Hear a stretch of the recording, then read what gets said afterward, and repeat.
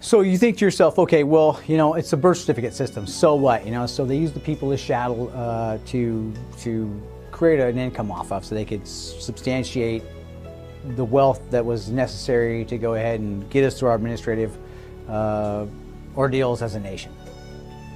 As we got looking at this thing, and we researched it further and deeper into what the birth certificate system was, this thing was attached to the largest warfare platform in the world that was essentially created to go ahead and capture everybody on the planet as chattel or property. And this was how they were going to go ahead and create their wealth off the sweat of everybody else's backs. And so this led us, of course, right back to the Vatican, London City, and the Pentagon. And those were the three locations on planet Earth, the three war castles, so to speak, that substantiated the empire of the three city-states. Morning.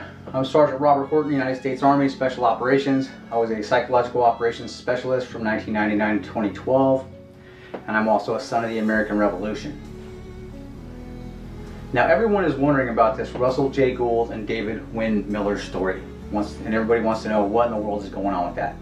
What does it mean, right? Okay, but to understand what it means, you have to understand what's going on planet Earth that you all need to be made aware of, so you can understand what it is these guys are talking about, okay? So I'm going to go back to the beginning. This is a very old Masonic system that's operating here on planet Earth, and it is all based upon shipping and postal wars that have morphed into banking wars. Okay, so the three really work together hand in hand, but the banking warfare has really kicked off here as of late in relation to this whole thing.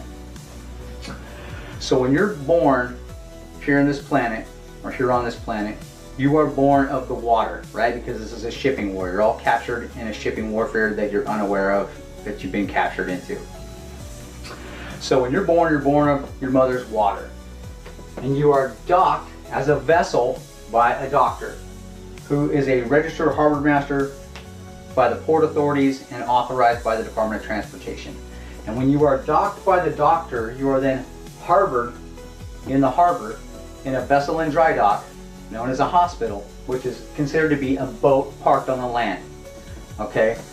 But when you're born and harbored by the harbor master in this vessel in dry dock, you are considered a ward of the state. So you are placed into a maternity ward.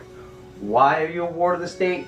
Because you have not yet been brought under the laws of this old school Masonic system.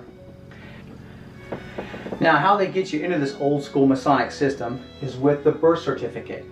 So you're considered a ward of the state or an outlaw because you're not yet under the laws of the old Masonic system until your mother signs a birth certificate.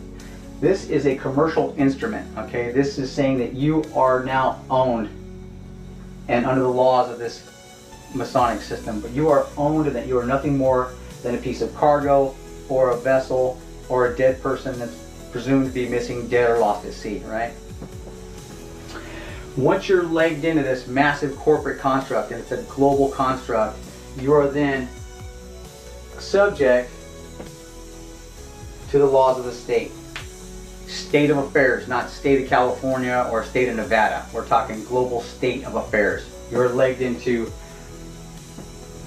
the state.